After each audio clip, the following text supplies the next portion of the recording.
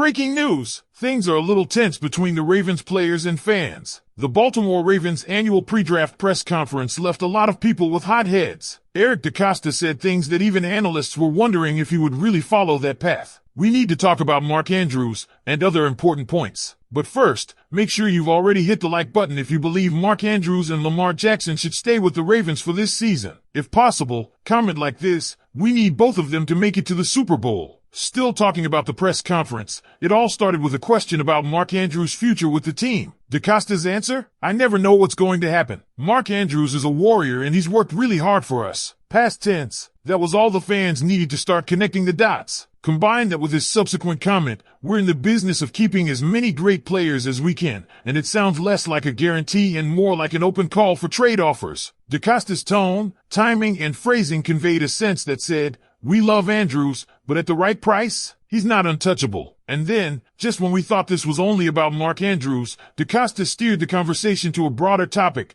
the edge group. "We didn't lose anybody," he said. Keyword, yet. The implication? Someone might be on the way out. Adisa Owa and David Ohabo could be trade chips. DeCosta didn't confirm anything, but the subtext was loud and clear: he's open for business. Ohabo, especially, could be on the move. His stock hasn't exactly soared since arriving in Baltimore, and if the team can snag a fifth-rounder, or even a sixth or seventh, they might take it. That wouldn't just clear room on the depth chart, but also give DeCosta more ammo for maneuvering in the draft. Speaking of the draft, the Ravens currently hold 11 picks, but DeCosta was blunt: not all of them are making the roster. This opens the door to potential trades, moving up in the draft, targeting a specific player, or perhaps sweetening a deal involving a veteran. He even compared draft picks to money, emphasizing the value of taking multiple shots in the draft, but also hinting that he's not married to all 11 picks. This could be the year we see Baltimore package picks to get aggressive. The plot thickened with a fan-sourced question about Jalen Ramsey. While Ramsey is currently with the Dolphins, fans are dreaming of him wearing purple and black, and honestly,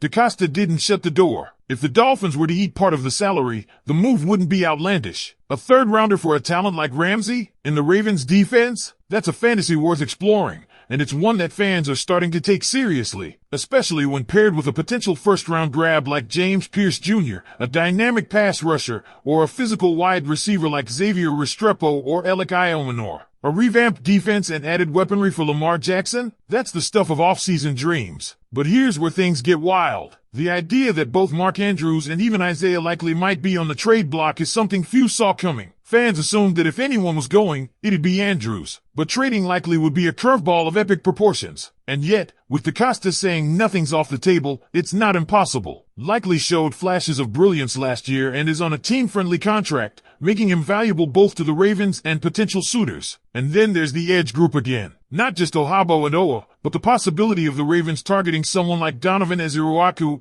a name being floated as a sleeper pick. Jason from the Purple Rain podcast even compared him to Elvis Dumervil, high praise for a guy with 17 sacks and the kind of polished technique that could translate on day one. If he's still available past round one, he could be a steal, and the kind of pick the Ravens are famous for. Throw in some playful jabs at Cleveland, like when DeCosta openly acknowledged the Travis Hunter question and chuckled that the Ravens would need a top 5 pick to snag a guy like that. And it's clear the front office isn't just strategizing. They're playing chess while the rest of the division is still setting up their checkers board. And don't think the running back room was left out of the speculation. One fan floated the idea of adding Nick Chubb on a discount year to join Derrick Henry, Justice Hill, Keaton Mitchell, and rookie Rasheen Ali. On paper, it's terrifying. For backs, all capable of punishing defenses, it would be a nightmare to defend. But in reality, it would create a rotational headache for offensive coordinator Todd Monken. Ravens fans already groaned about his usage patterns last year. Adding another starter-level back could cause more frustration than excitement. Still, if Baltimore wants to make a deep playoff push,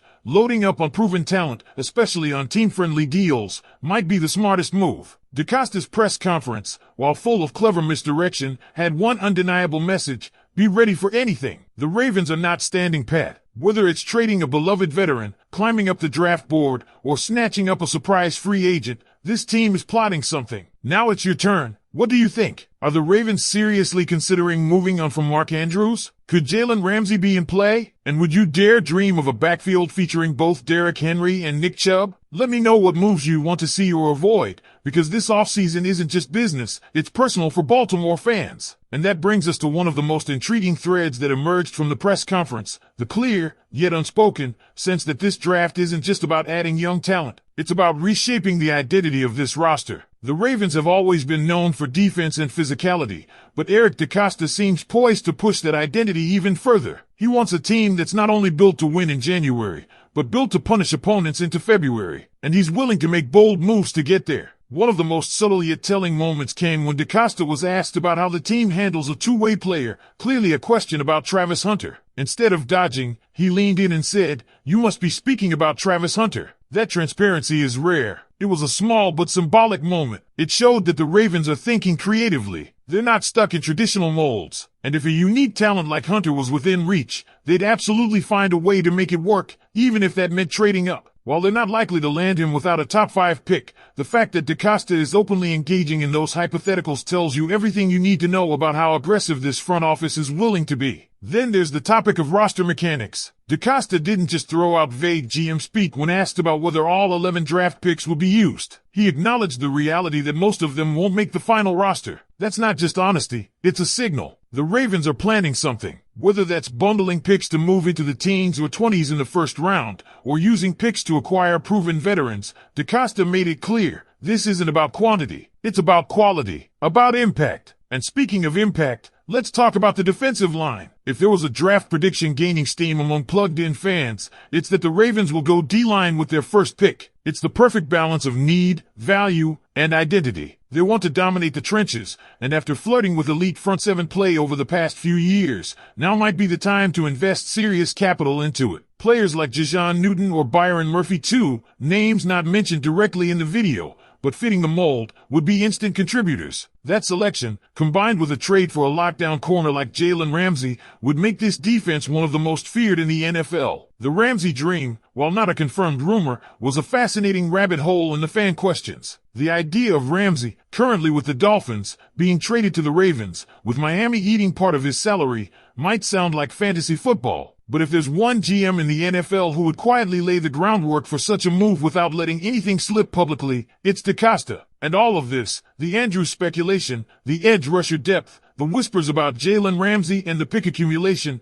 leads to one big conclusion. The Ravens are gearing up for a very different kind of draft. Not just filling holes, not just stockpiling depth, but swinging big. Maybe a blockbuster trade, maybe a shocking draft day move, maybe parting ways with a fan favorite. It's not about nostalgia, it's about championships. And now, Ravens flock, I want to hear from you. Do you think Mark Andrews is truly on the trading block? Would you pull the trigger on Jalen Ramsey if the Dolphins covered part of his salary? How would you feel about a draft strategy that includes trading up and possibly moving on from players like Charlie Kolar or David Ohabo? Drop your thoughts in the comments. Let's talk it out, because this isn't just another draft for Baltimore. This feels like the start of something bigger.